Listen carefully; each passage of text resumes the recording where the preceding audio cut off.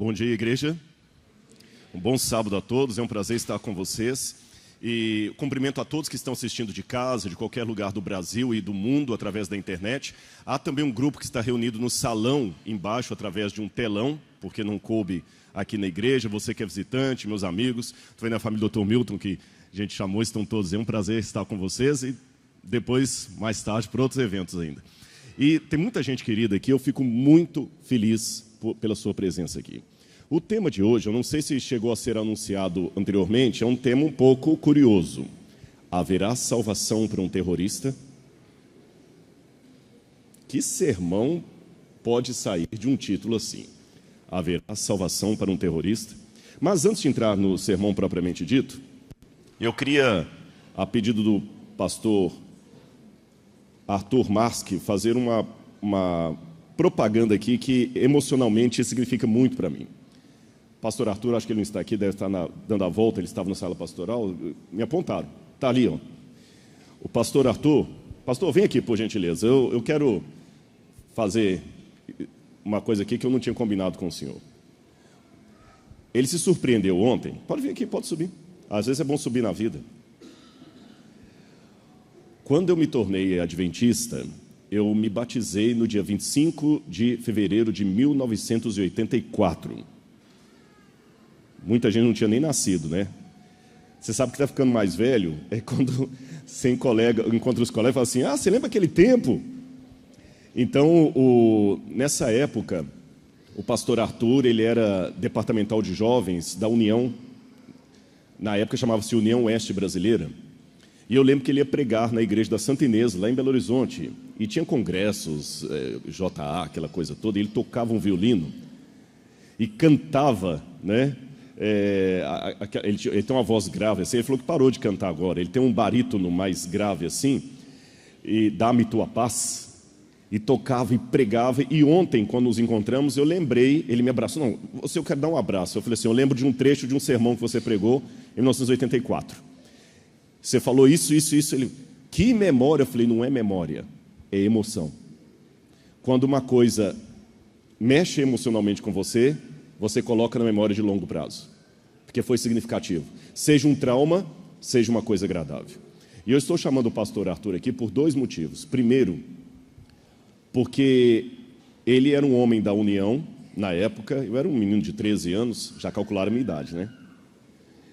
Já calcularam, já tem gente fazendo conta na cabeça aí já. Eu vou contar uma coisa bem rápida aqui, viu, pastor? Desculpa, mas você sabe que se um homem não sabe rir de uma boa piada, desconfie da religião dele. Diz que tinha uma senhora que ela foi ao dentista, e ela chegou ao dentista e quando ela viu lá o nome do dentista, ela falou, engraçado, é o mesmo nome de um rapazinho porque eu me apaixonei quando eu estava na escola infantil, no ensino fundamental. É o mesmo nome. Foto de um homem já assim acabado, bem envelhecido. Alô? Não pode ser ele, deve ser o pai dele. Mas quando ela arriscou, ela entrou, viu pelo olho, assim, reconheceu um homem bem acabado. Ela falou, gente, é ele mesmo, mas como ele está acabado, coitado. Ela falou assim, doutor, o senhor é o fulano de tal e tal? Ele falou, sou. O senhor não lembra de mim? O senhor não estudou na escola municipal, Arthur Nogueira e tal? Sim, então... O senhor não foi da turma tal? Exatamente, então, eu estava lá naquela época. Nossa, é mesmo? Que matéria que a senhora lecionava? Então, essa é uma das maneiras de se sentir velho. Mas voltando ao presente, o estudo bíblico que a igreja me deu não foi só de abrir a Bíblia e mostrar coisas para mim. Me deram carinho, me deram atenção. E a história que ele contou no sermão dele uma vez foi que ele foi visitar um senhor e ele perguntava no bairro pelo nome e ninguém sabia onde era. Ninguém sabia onde era. Ele parou na porta de um bar assim, sem muita esperança, falou, escuta, vocês, que bar, todo mundo conhece todo mundo, vocês conhecem aqui alguém chamado fulano de tal? Ninguém. Aí o dono do bar falou, não, eu sei que o senhor está falando, ele não é crente. O senhor está falando do homem de Deus. Quando falou o homem de Deus, o homem de Deus? Não, o homem de Deus a gente conhece.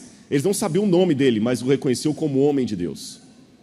E ele abraçou aquele homem naquele dia e ele fez uma oração. Senhor, ajude-me um dia a ser reconhecido como um homem de Deus. O Senhor pregou 30 anos. Eu ouvi isso. Nunca mais eu esqueci. E eu agradeço, pastor Arthur, pela ajuda espiritual, humana que você me deu. E em nome de Jesus, igreja, eu quero te dar um abraço aqui agora, pedindo a Deus para que um dia também me torne como um homem de Deus.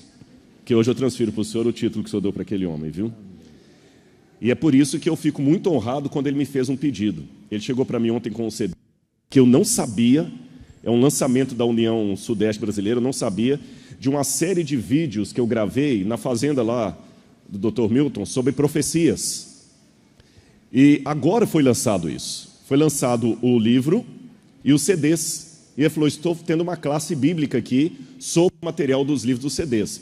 Você não topa amanhã à noite estar aqui para pessoalmente dar ao invés de colocar o vídeo, você explicar a lição? Então eu aceitei o desafio. Então amanhã, às 18h30, excepcionalmente às 18h30, que sempre são às 18 horas, eu vou estar aqui para nós estudarmos a lição aqui das profecias de Daniel. E quem vier, ele prometeu que vai ganhar. Eu espero que tenha o suficiente. Tá bem? Vamos ir amanhã então e trazer convidados? Obrigado, esse aqui é o meu. 18h30 aqui. Pastor Arthur, muito obrigado pelo carinho, viu? Para mim é uma honra muito grande estar com o senhor aqui. E o que eu falo, pessoal, no meu dicionário não existe demagogia nem linguagem politiqueira. Eu só estou apenas exercendo algo que eu sei que é saudável, o senso da gratidão e do reconhecimento. Tá bem? Ele não está candidato a nada, não estou fazendo plataforma eleitoral para ele. Eu estou agradecendo e incentivando você a tratar bem o seu semelhante. Porque, de repente, quantos aqui são visitantes, que não são adventistas? Deixa eu ver aqui. Levante a mão, quem não é adventista. Pode levantar a mão, não vou pedir nada constrangedor para você. Olha quantos membros da igreja. Esses que levantaram a mão, provavelmente, a primeira doutrina adventista que eles conhecerão vai ser o modo como você vai tratá-los hoje. Preste atenção nisso. A primeira doutrina que eles conhecerão da igreja é o modo como você vai tratá-los. Porque a sua vida é a única Bíblia que muita gente está lendo lá fora. Ficou claro? Vamos fazer mais uma breve oração para abrirmos a palavra de Deus? Feche o seu olho comigo. Amado Senhor, em nome de Jesus eu te peço agora que o teu Espírito esteja conosco aqui na igreja. Dá-nos a tua paz a cada instante. Em teu nome, amém. Vamos colocar já o PowerPoint ali. Haveria salvação para um terrorista? O tema é provocador. É para você pensar mesmo. Uma vez, eu li um livro muito interessante em que o autor dizia que ele encontrou uma garota de programa e a convidou se não queria ir à igreja. Ela falou assim, não posso ir à igreja, porque é mais fácil encontrar sexo na rua do que um abraço na igreja. Por mais que nós dissemos amar a Jesus e repetir as palavras de Jesus, vamos admitir, os religiosos, e quanto mais conservadores somos, temos essa tendência, temos um pé muito grande no preconceito.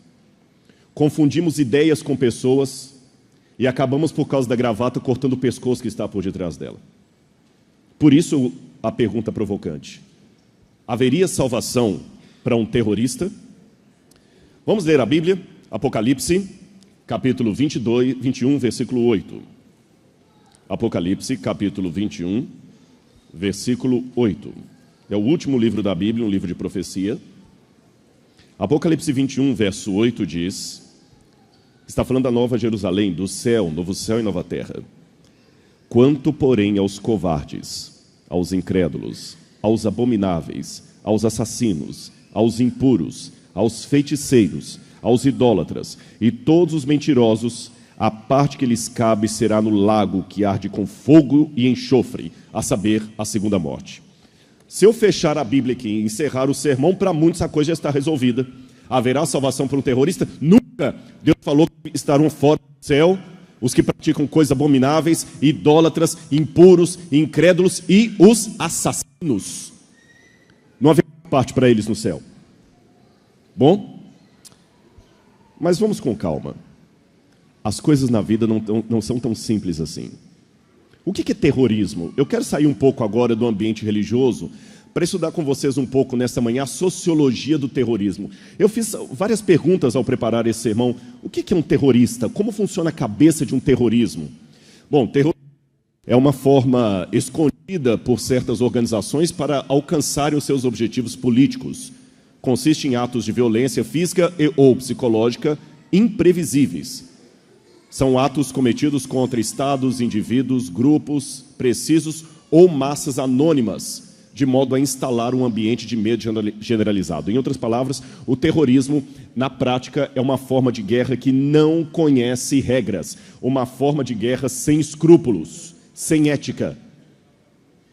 E nós ouvimos falar de vários grupos terroristas que há por aí. Você tem a Al-Qaeda, famosa desde a queda do World Trade Center, você tem Boko Haram, você tem o grupo do Al-Shabaab, você tem o IRA, você tem o ETA, o antigo Sendero Luminoso e outros grupos mais, o Estado Islâmico. E eu conheço bem o Oriente Médio, eu sei o que é estar perto de grupos terroristas. Eu já estive em Jerusalém com foguete vindo para destruir Jerusalém, eu filmei. Eu sei o que é você ter uma situação que você realmente tem medo. E, curiosamente falando, percebi que há tipos diferentes de terrorismo. Os sociólogos classificam pelo menos 4 ou 5, eu vou citar um quinto a mais. Terrorismo revolucionário, exemplo, guerrilhas marxistas. Eu sei que agora, com essa luta pelo esquerdismo no Brasil, se eu falar assim, marxismo como forma de terrorismo, e indo para a internet, eu sei que alguém vai mandar uma nota aí, imbecil, não fale isso, capitalismo que é terrorismo. Mesmo que você discorde de classificar Che Guevara como um tipo de revolucionário terrorista, pelo menos respeite o fato que muitos historiadores e sociólogos assim o pensam. Tá certo? Então eu posso não estar falando o que você acredita, mas eu estou falando o que muitos estudiosos dizem. Não quero entrar no mérito da questão aqui, porque o título do sermão não é sobre esquerdismo nem marxismo, mas apenas explicando o porquê do exemplo que eu dei. Não estou aqui entrando em questões políticas, dei apenas um exemplo que estão nos livros de sociologia. Terrorismo nacionalista, fundado por grupos que desejam formar um novo Estado dentro de um Estado existente.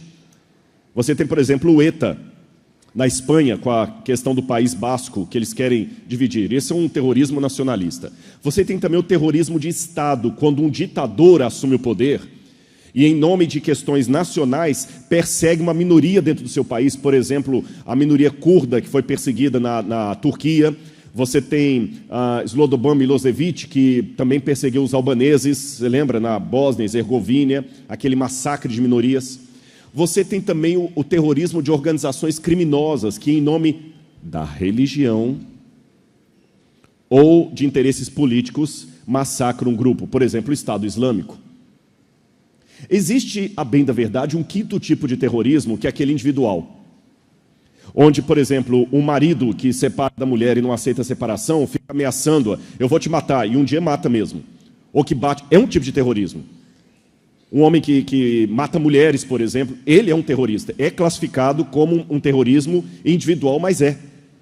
Tá certo? Ele tem aquele grupo, ele odeia a mulher dele, ele odeia aquela coisa. E volto à pergunta, será que existe salvação para esse tipo de gente? Nas minhas pesquisas e indagações, meditações, eu também procurei conhecer como é que funciona a cabeça de um terrorista.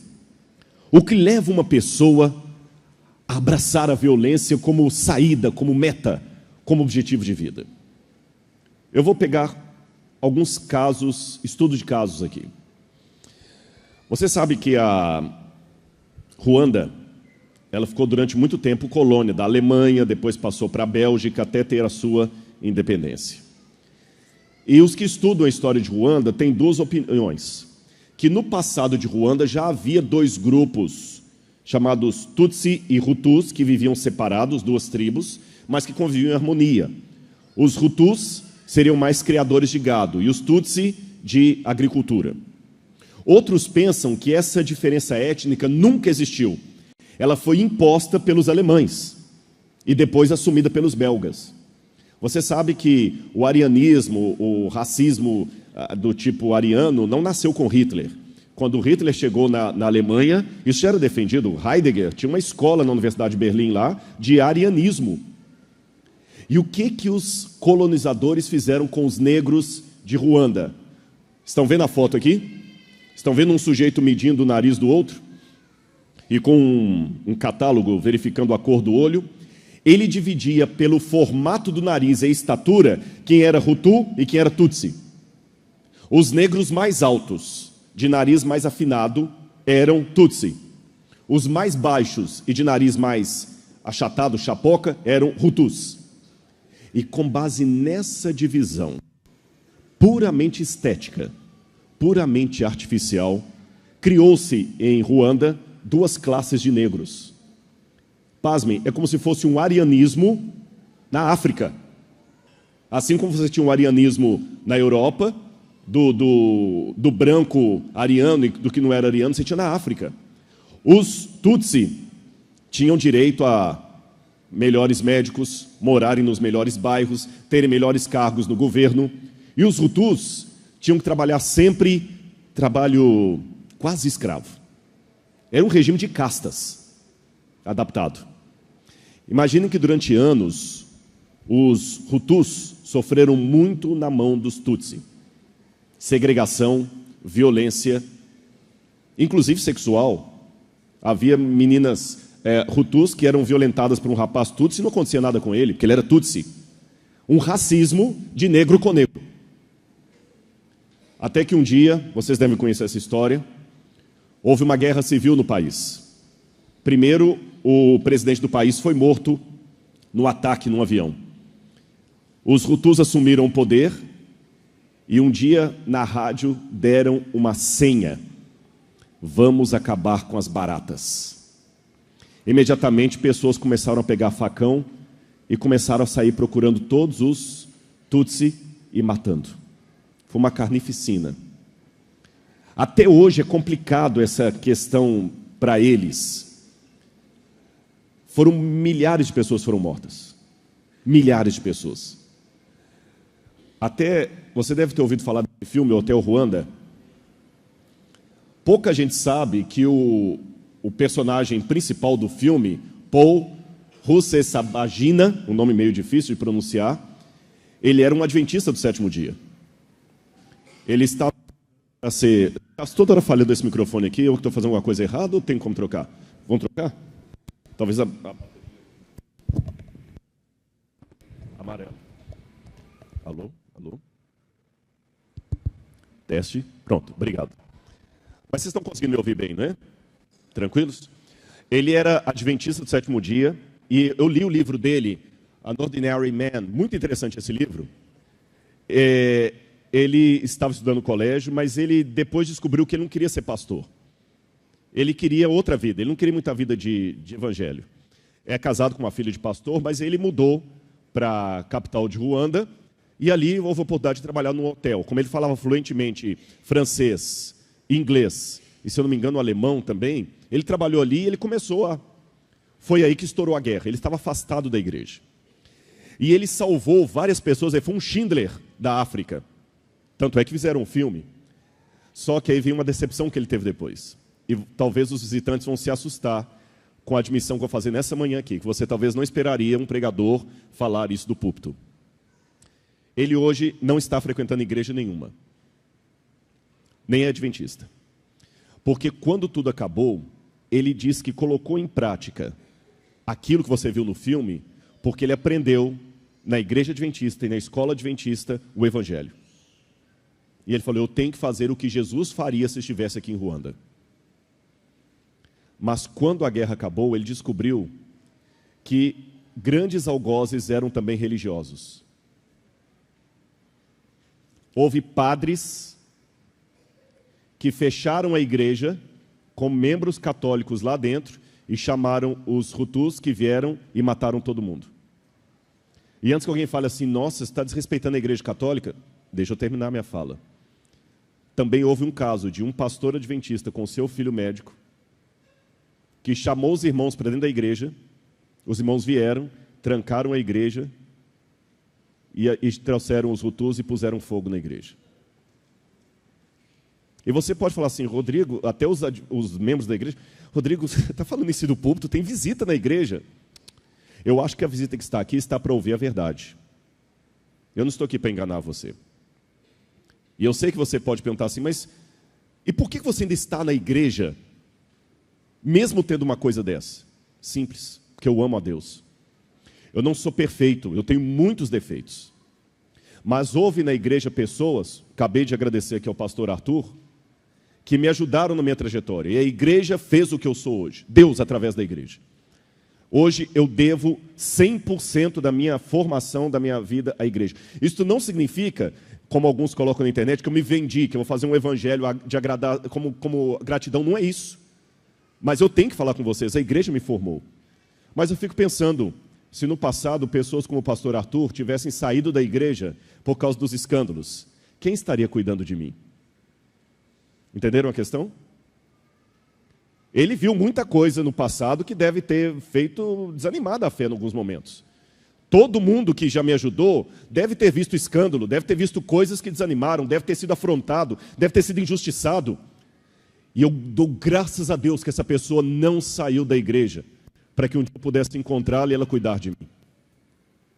Já pensou, doutor Milton, se o senhor não estivesse na igreja? Já pensou? Então é com base nisso que eu fico na igreja, para que amanhã alguém possa dar graças a Deus porque o pastor Rodrigo não saiu da igreja. Porque se todo mundo sair, vai ficar esse tipo.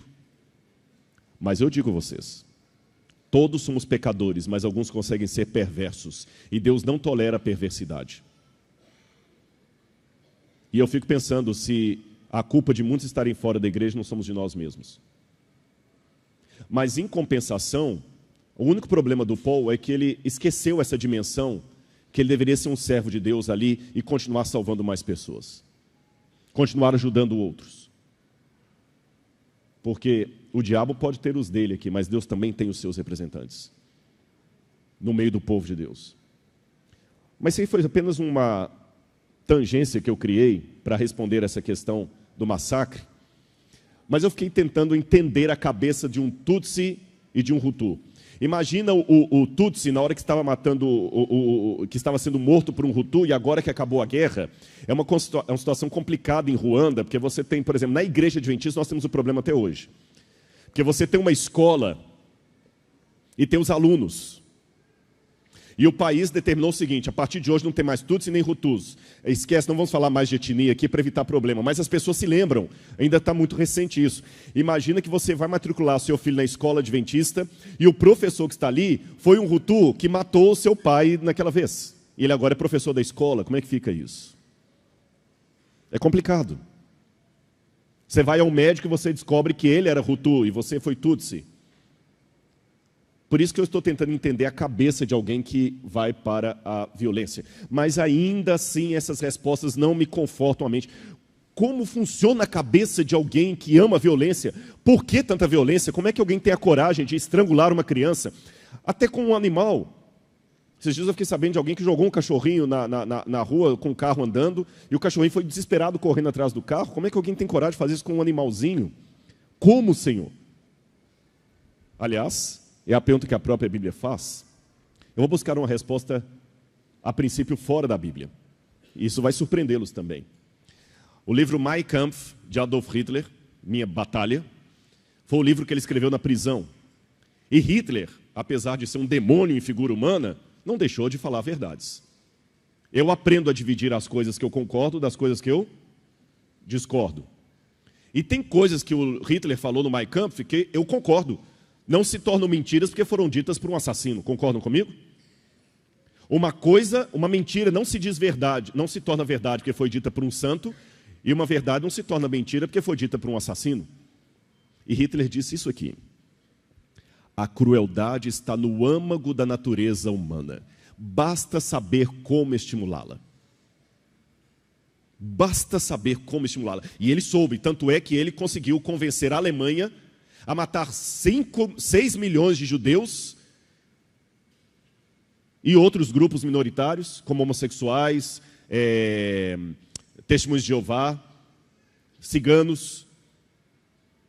conseguiu convencer um país tão culto daquele a praticar o Holocausto. Ele sabia o que estava falando. Eu fico pensando, será que Hitler não estava certo? E lembro-me agora de Santo Agostinho. Santo Agostinho de Hipona dizia o seguinte, que quando ele era criança, ele amava roubar peras no quintal do vizinho. Está no livro Confissões de Santo Agostinho. E ele perguntava, por que eu queria roubar as peras do quintal do vizinho? Era fome? Não, eu tinha comida na minha casa. Vontade de comer pera? Tinha pera na minha casa. Na verdade, era o pecado que já habitava em mim e me levava para o lado errado. E pode olhar, quando é que você está com mais vontade de tomar sorvete? Não é no verão, é quando você está de regime. Falou que é proibido, aí que você quer. Então, esqueçam essa política pós-moderna, que todo mundo é bom. Eu acho perigosa essa mentalidade de hoje, que sua cabeça é sua sentença. Não, é que legal. É engraçado, as pessoas hoje não querem mais lutar contra o pecado. Aliás, pecado é uma palavra proscrita. Eles querem resolver os seus vícios. Eles querem resolver as suas tendências com vícios, que hoje não só são tolerados, mas aplaudidos. Antes, um comportamento que era digno de repreensão, hoje a pessoa é bem resolvida. Se eu quiser agora me casar com uma cabra e colocar a cabra para morar comigo, que legal, você é uma pessoa bem resolvida, que tem coragem de assumir o que você é. Você gosta da cabra, está a cabra lá na sua casa. Parabéns, nós temos que respeitar isso. Perceberam? Nada mais é repreendido. Nada mais pode ser errado. Essa semana um professor ganhou na justiça uma causa inédita no Brasil. A família de uma garota foi obrigada a pagar R$5.000 de indenização ao professor. Porque ele era professor de matemática da rede pública e ele chegou em sala, a menina conversando e falou, olha, muda de lugar, você vai sentar aqui na frente. Não vou sentar na frente não, vem para cá que você está atrapalhando você e as colegas. Eu fiz 18 anos ontem, sou dona do meu nariz, você não manda em mim. O professor falou, você vai aqui, senão eu vou te dar 0. Ela veio a contragosto, sentou, emburrada. No outro dia, a mãe fez uma denúncia do professor ao conselho tutelar. Aí ela deixou de ser adulta, né? Percebeu o contraste? Porque eu acho interessante, eu sou professor, eu sei do que estou falando. Muitos pais são duros com os professores quando deveriam ser com os filhos. Eles usam com o professor a rigidez que ele não tem com o filho. O professor falou, tá bom, ela me levou para o conselho tutelar, eu vou processá-la por danos morais. Levou 2 anos o processo, mas ele ganhou. E a juíza percebeu que ele não... A mãe alegou que ao trocar a menina de lugar, que ele a constrangeu em público. Que ele não respeitou a individualidade dela, etc, etc. Então o mundo hoje está desse modo.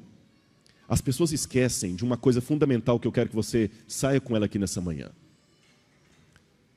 Eu concordo com o que Hitler falou. Eu não concordo com Hitler. Eu concordo com uma frase dele. Ficou bem claro? Não me acusem de antissemitismo.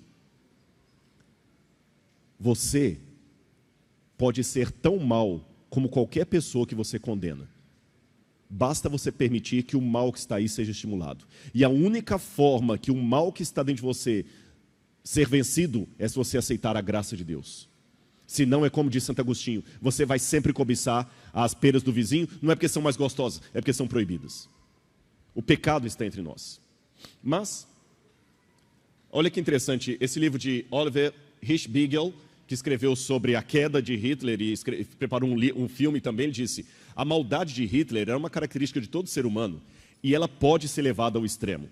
E eu peço licença para citar também uma escritora adventista, Ellen White, que também falou algo muito precioso do ponto de vista sociológico. Para a sabedoria humana, tudo isso parece agora impossível.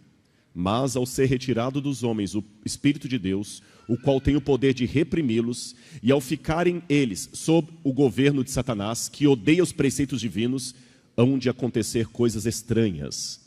Quando o temor e o amor de Deus são removidos, o coração pode tornar-se muito cruel. E não se deixe enganar.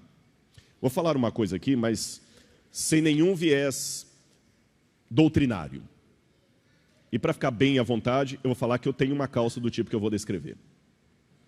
Eu comprei uma calça para mim, dessas que vem rasgada. Comprei. Não muito rasgada, não fica parecendo tiozão, né? Só um pouquinho aqui. Mas quando eu comprei aquela calça, eu fiquei pensando assim, interessante. Há uns 15 anos atrás, uma calça jeans rasgada não venderia, concorda comigo? Se você desse uma calça jeans rasgada para um brechó, o pessoal ia se sentir ofendido. Mas alguém teve uma ideia. Eu vou pegar o jeans, vou lavar, stonewash, lavar várias vezes até ele ficar surrado.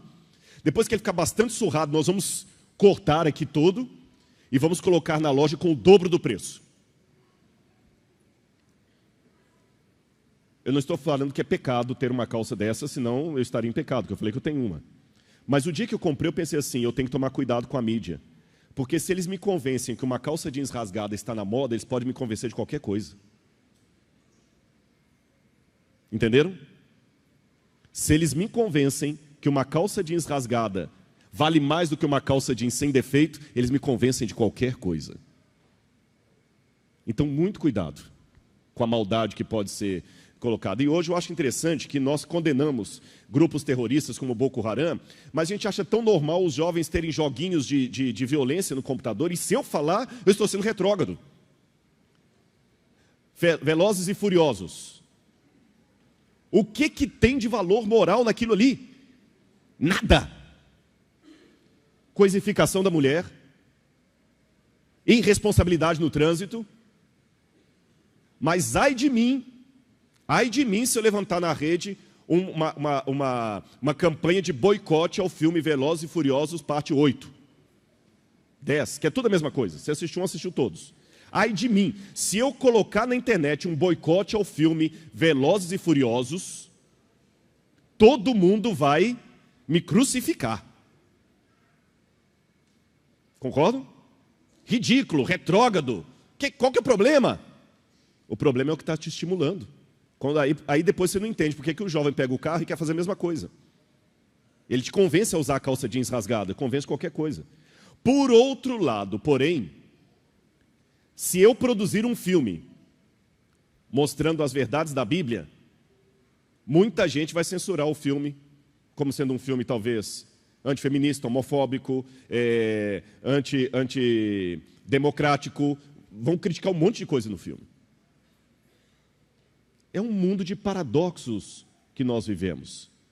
Permitam-me dizer, um mundo bipolar. Um mundo bipolar. Vamos continuar aqui.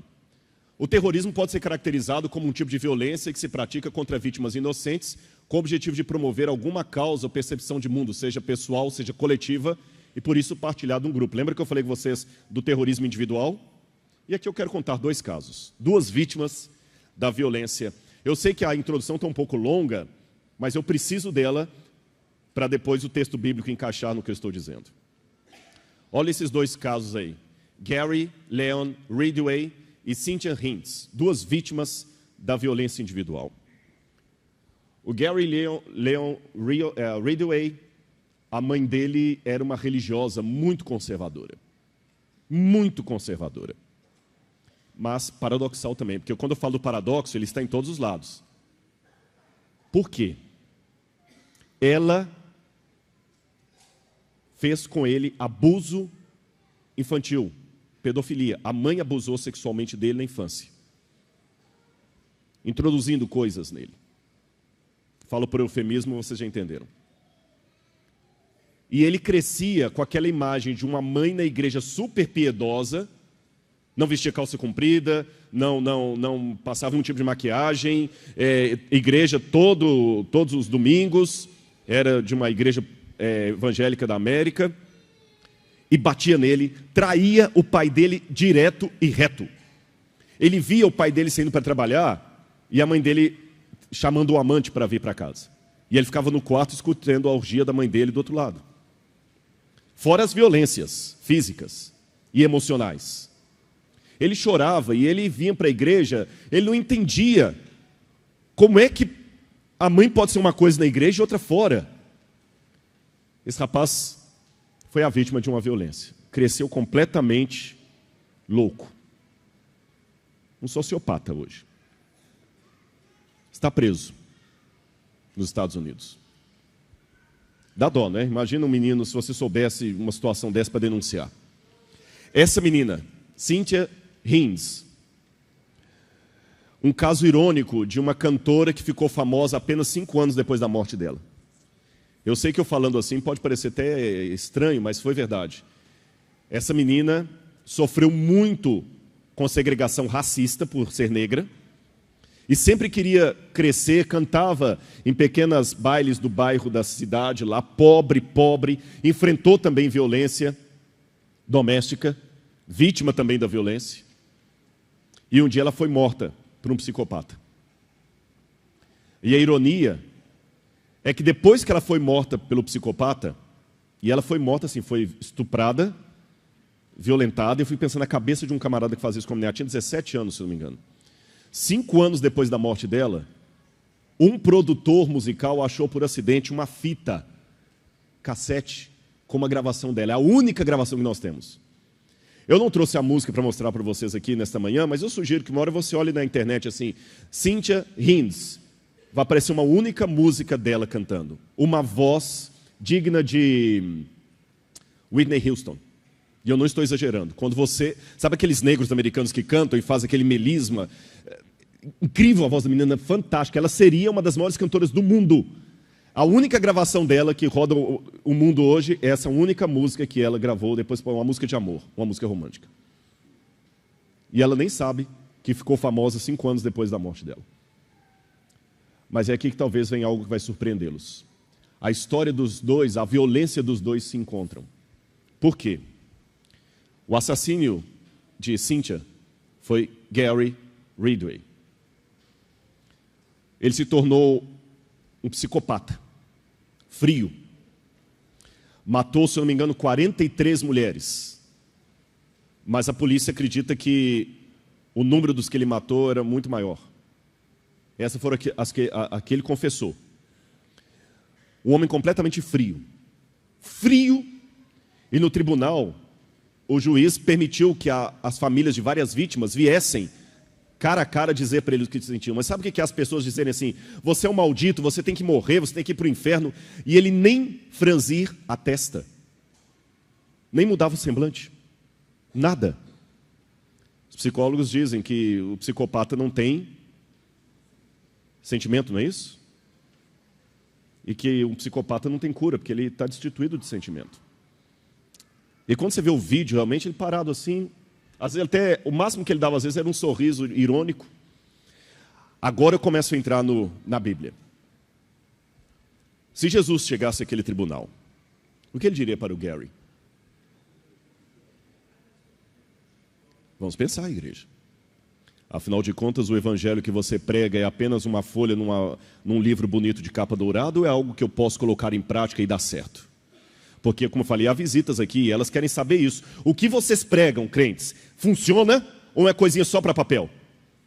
O céu que vocês acreditam é real, eu posso acreditar nele também? Ou é apenas uma liturgia costumeira do sábado que você vem aqui, fala, canta, vai para casa e não sabe o que está acontecendo? Então, nesse silêncio agora, pensa um pouquinho. Se Jesus chegasse ali, o que ele diria para o Gary? O que Jesus diria para você hoje se ele te encontrasse? Será que você é tão bonzinho assim ou você também tem os seus pecados? Porque muitas vezes a gente gosta de enaltecer o pecado do outro para apagar o meu. Você me julga por aquilo que você é e me condena por aquilo que você faz. É isso que acontece em muitos casos. Eu tenho uma base bíblica para tentar responder essa pergunta.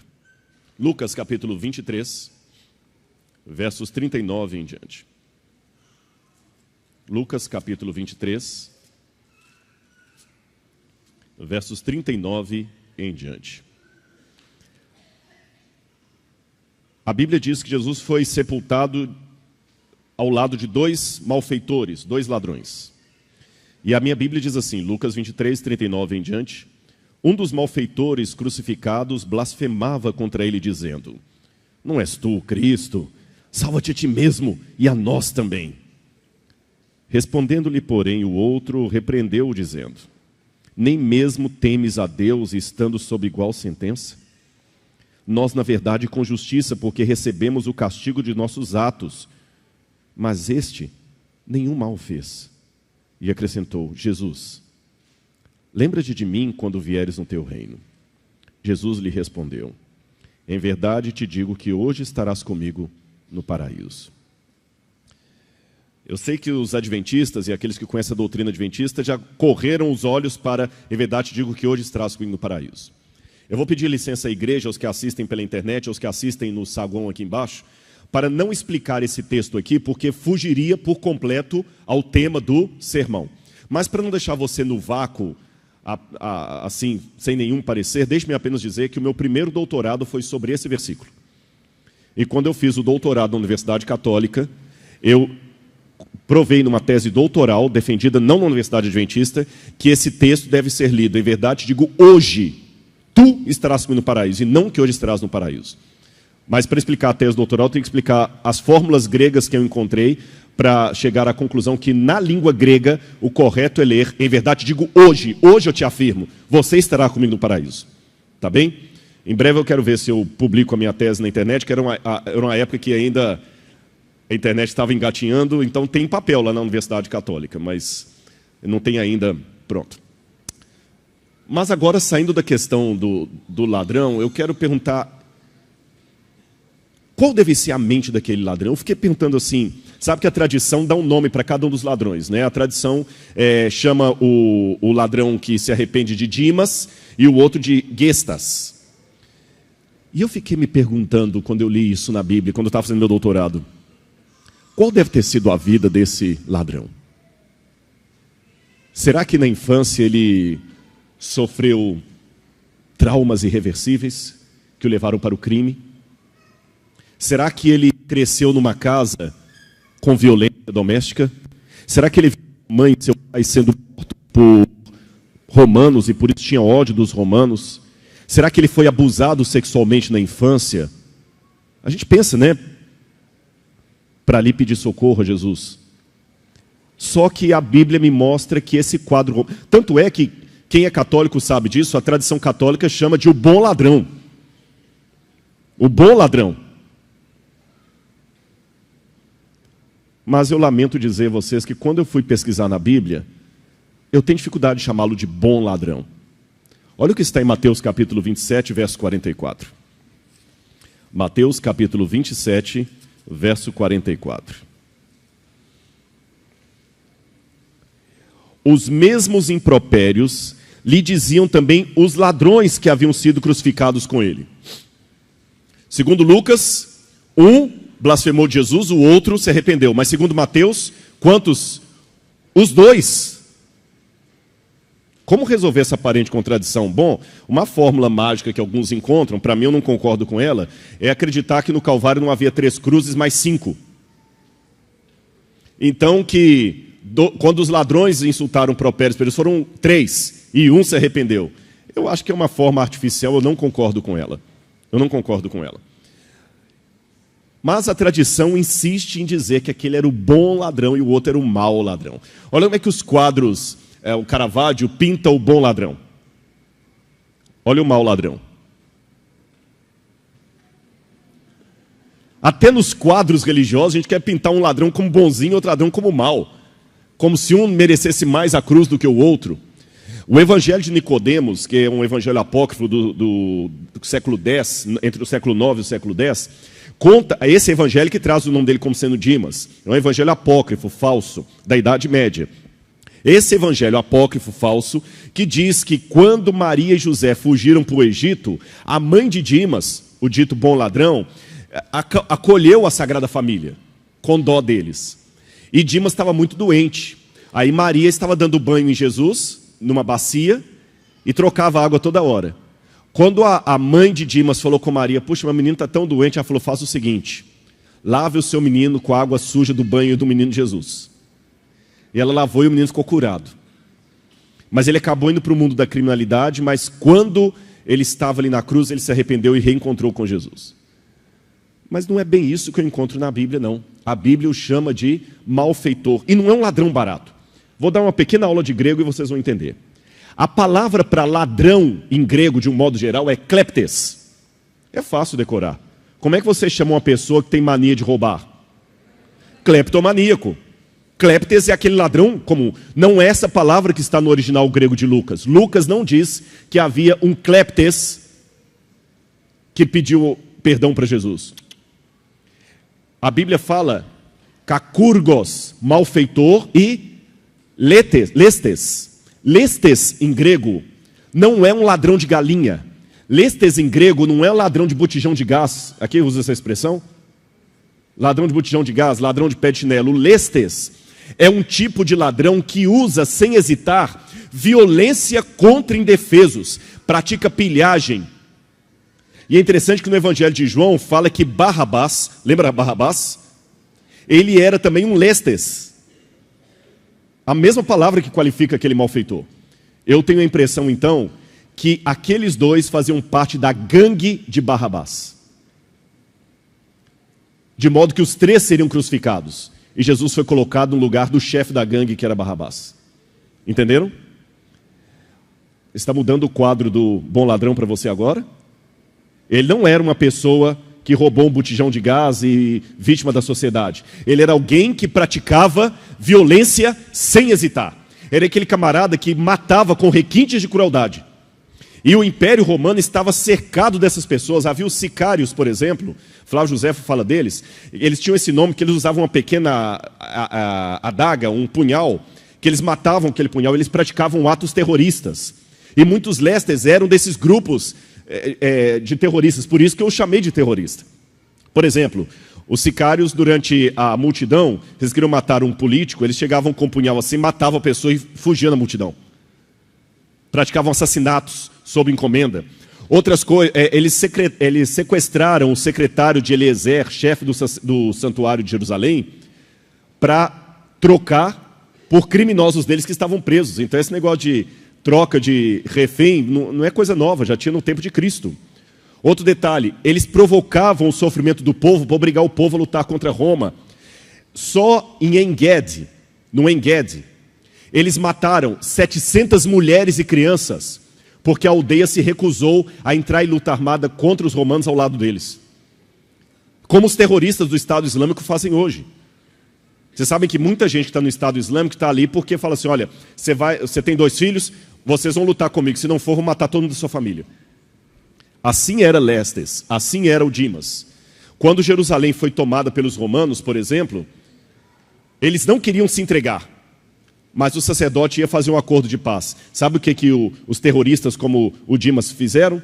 Eles cortaram o suprimento de água e de comida da cidade só para obrigar o pessoal pela fome a lutar contra os romanos. Era gente perversa mesmo.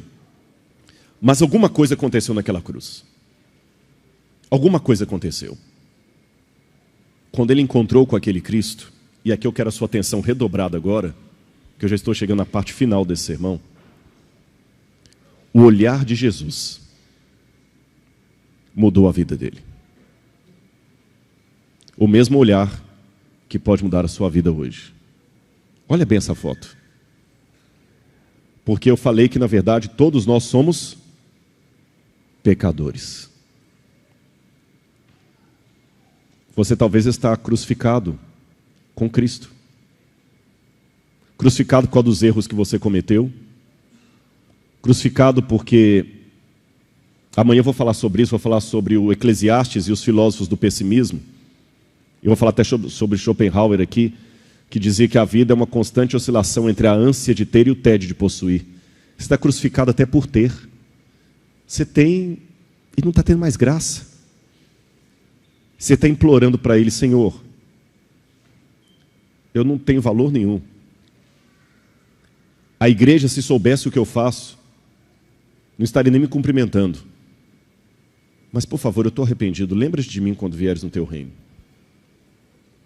Que coisas eu aprendo daquele encontro daquele homem com Cristo na cruz? Em primeiro lugar, o poder convencedor de Deus foi a sua fraqueza e não seu esplendor. Jesus não convenceu aquele malfeitor mostrando um raio de luz. Jesus não falou assim, Shazam, e a luz brilhou e ele ficou cego pela luz. Falou, nossa, você é realmente o Cristo, eu quero me converter. Não.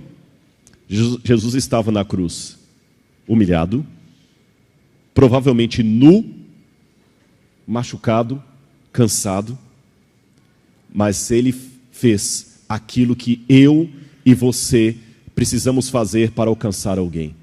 Deus se humanizou. Ontem me fizeram uma pergunta aqui: como é que você pode atender uma pessoa com sofrimento? Se humanize. Porque, como eu falei ontem, vou pedir licença para repetir, o currículo Lattes, os títulos de mestrado, doutorado, a sua conta financeira, a sua aparência física, podem até atrair admiradores. Mas é quando você se humaniza e fala com alguém que está sofrendo assim: eu sei que você está passando, porque eu também já passei por isso. Aí você atrai pessoas que veem em você algo que vale a pena ser ouvido. Você pode até ouvir o doutor Rodrigo Silva falar de arqueologia, mas na hora que você está sofrendo, você não precisa do doutor, você precisa do Rodrigo humano, que talvez não tenha nenhuma resposta do que você está passando, mas tem a capacidade de te abraçar sem te julgar, chorar com você e sentir o seu problema. Jesus estava machucado, e foi o machucado de Jesus que atraiu o ladrão. Então o que vai atrair muitas pessoas aqui para a igreja, talvez não é a santidade da igreja, não é a perfeição dela, é a capacidade que essa igreja tem de dizer para as pessoas que estão lá fora: aqui está cheio de pessoas iguais a você, e que encontraram a graça de Cristo. Aqui está com pessoas com as mesmas dores que você enfrenta, com os mesmos defeitos, e que conseguiram achar esperança. Aí as pessoas vão querer vir. Porque enquanto você quiser mostrar uma ideia de uma igreja muito perfeita, sem defeito, sem nenhum problema, quem vai querer vir aqui? É como querer entrar numa festa de gala estando de short e camiseta. Você não tem nem coragem de entrar. Segunda coisa que eu aprendo: eles, Jesus e o terrorista, não deram provas daquilo que diziam, mas apenas a sua palavra. O ladrão, o terrorista, o Dimas, ele não provou para Jesus que ele tinha se arrependido. Ele apenas falou: lembra-te de mim. Aliás, ele nem falou: eu me arrependo. Ele só falou: se o senhor puder, lembra de mim. Ele não deu prova nenhuma. E Cristo falou também: eu te digo hoje, você vai estar comigo no paraíso. Também não deu prova nenhuma. Sabe por quê? Quando a graça de Deus te encontra, nenhum dos lados pedem prova. Deus fala com você assim: eu te amo, e eu tenho um lugar para você no meu reino. E Ele fala com tanta convicção que você acredita. E você também não fala nada: Deus, eu vou te dar um cheque predatado para daqui a 30 dias. Ele não pede obras. Ele pede que você venha como você está. Ele vai resolver o resto. Terceira coisa que eu aprendo desse encontro: o passado de Jesus garantiria o futuro do terrorista e o nosso futuro também. O terrorista ouviu dizer que aquele homem que estava ali amava, curava, perdoava. E esse homem que amava, curava, perdoava é o mesmo que garantiu a ele o reino do céu e garante a você hoje que ele pode mudar a sua vida. E desculpem aqui o que eu falo com bastante convicção, de modo bastante dogmático. Há muitas coisas que eu li, mas isso aqui eu vivi. Essa convicção que ele pode mudar a vida, ninguém me tira. Que ele mudou a minha. Ele mudou a minha. A quarta coisa que eu aprendo: Jesus era Deus. Como é que eu sei disso? Pela reivindicação absurda dele. Jesus falou: você está perdoado. Mas ele perguntou para os lesados daquele ladrão se ele poderia perdoar. Jesus não perguntou. Só Deus pode fazer isso.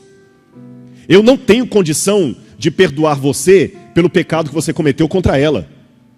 É ela que tem que te perdoar.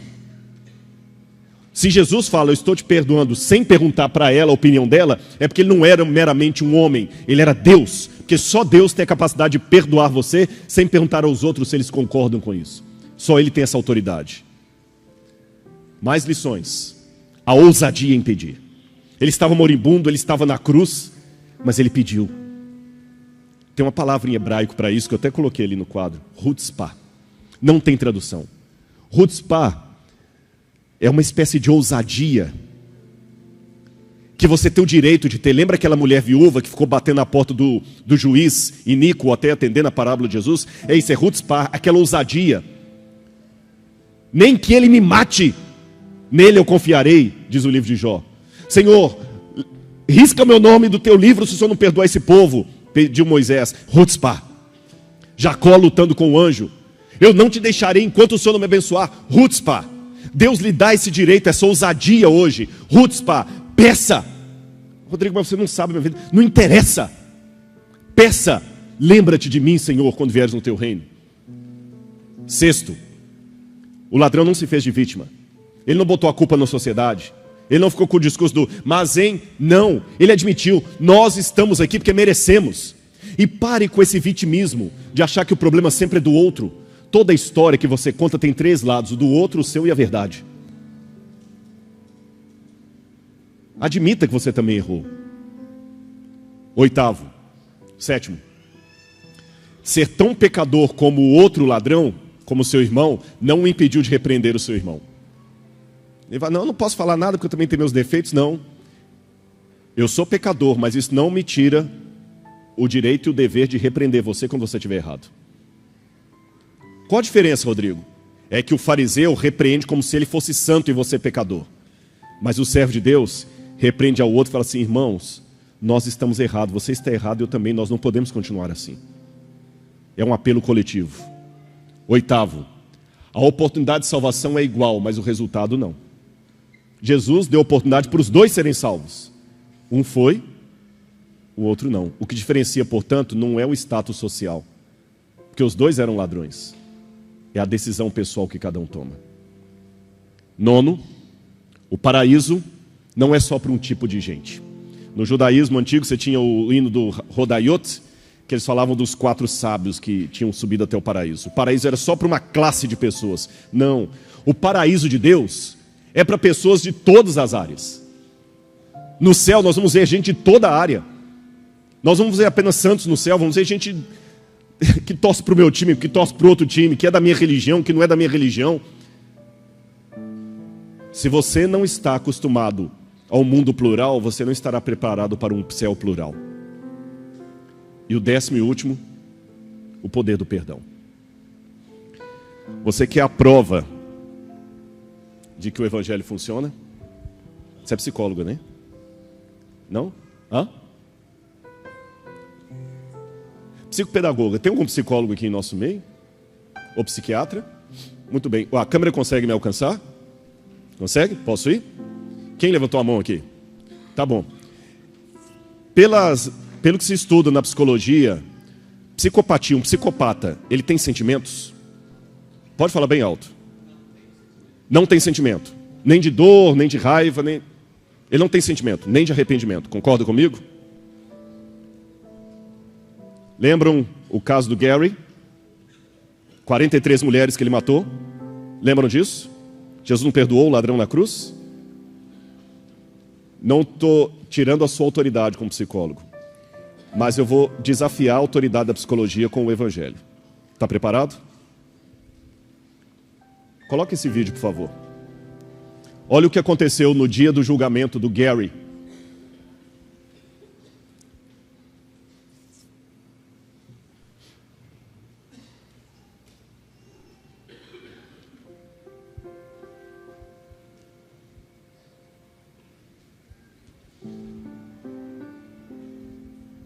Estão vendo a legenda, né? Coloque nos dois, por gentileza.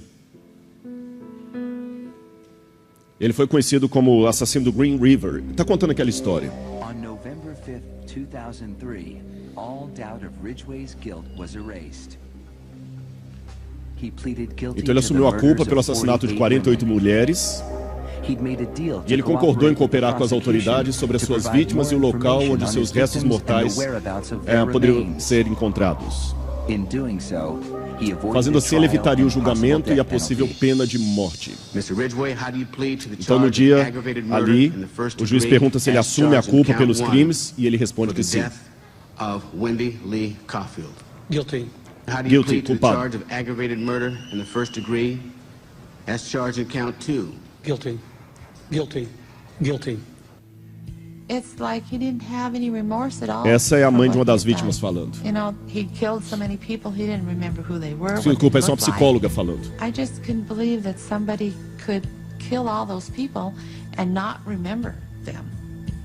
Neither could the angry Agora os parentes relatives da of his vítima victims, começam a confrontá-lo who com were seu invited ódio e to a sua speak in raiva pelo que ele court when fez. Ridgway was sentenced to life without parole on December 18th, 2003. You had said your memory, when it comes to all of the women you took, was gone. Our memory is not. Nenhuma In your reação, words, you percebem? said that they didn't mean anything to you, but she meant everything to us. She was a mother, she was a wife, she was a sister, and we miss her. Gary Ridgway sat there Sentado, stone-faced sem nenhum as esboço victims' de relatives sentimento. damned him and mocked him. He's an animal. I wish for him to have a long, suffering, cruel death. He's gonna go to hell, and that's where he belongs. But then the emotionless facade finally cracked Veja o que vai when the acontecer father agora. of one of his victims appeared to surprise him with a dose of human kindness. Mr. Ridgway, there are people here that hate you. I'm not one of them. You've made it difficult to live up to what I believe, and that is what God says to do, and that's to forgive. You are forgiven, sir. O psicopata chorou.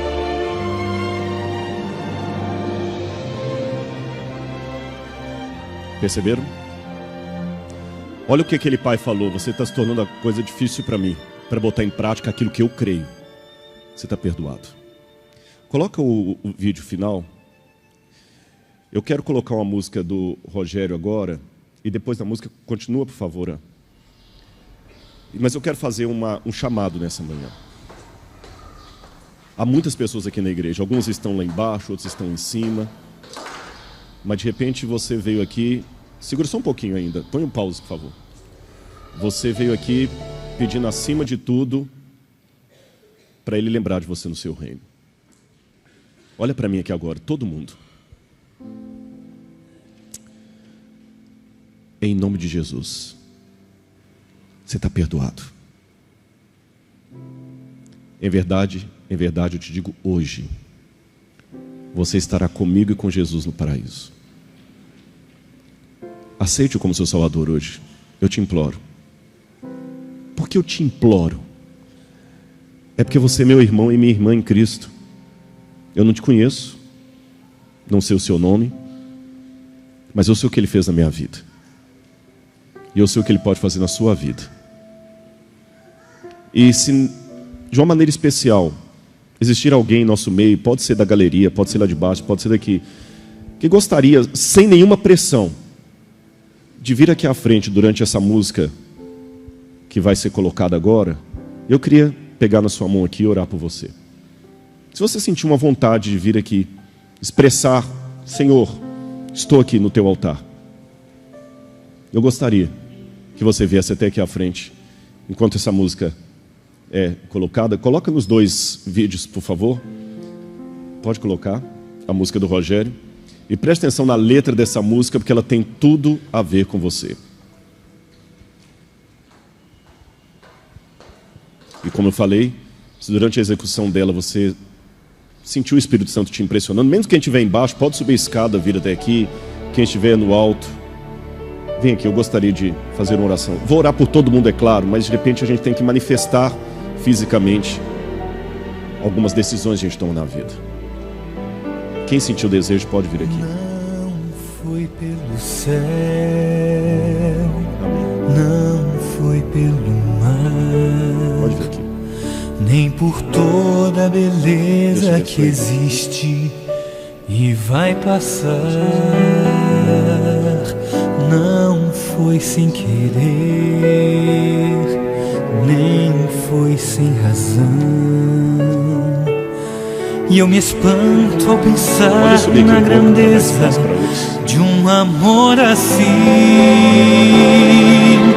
tão incomum, que o autor do universo aceitasse morrer, se entregar e sofrer, mesmo que para salvar só um de nós, tão incomum.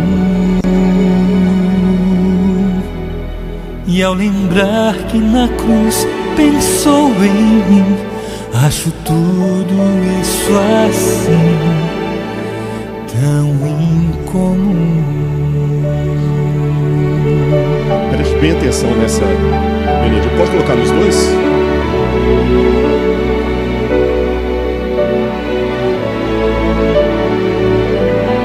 Fazer-me feliz é sua missão. Muitas vezes me afasto do alvo, mas ele não. Por nada que fiz mereço favor. Na verdade estamos ligados pelo seu amor tão incomum, que o autor do universo aceitasse morrer, se entregar e sofrer, mesmo que pra salvar só um de nós, tão incomum. E ao lembrar que na cruz pensou em mim, acho tudo isso assim tão incomum.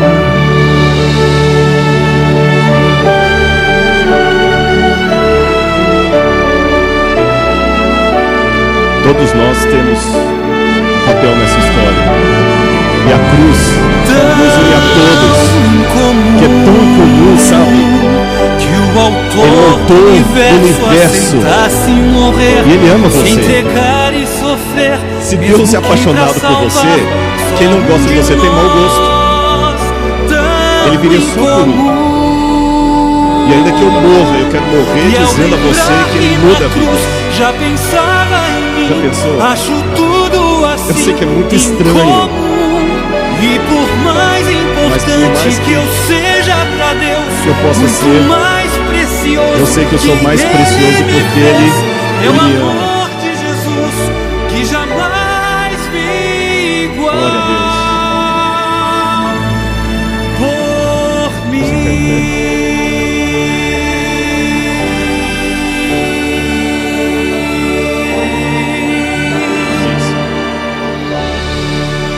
Feche seu olho agora e ore comigo.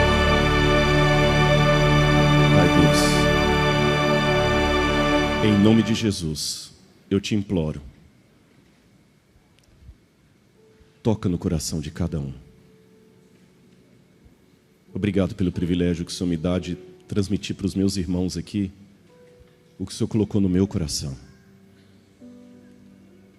Eu sou imperfeito também, Senhor. Todos nós somos.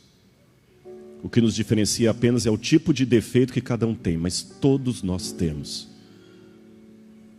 Por favor, ó Pai, o Evangelho vai onde a palavra do pregador não consegue chegar.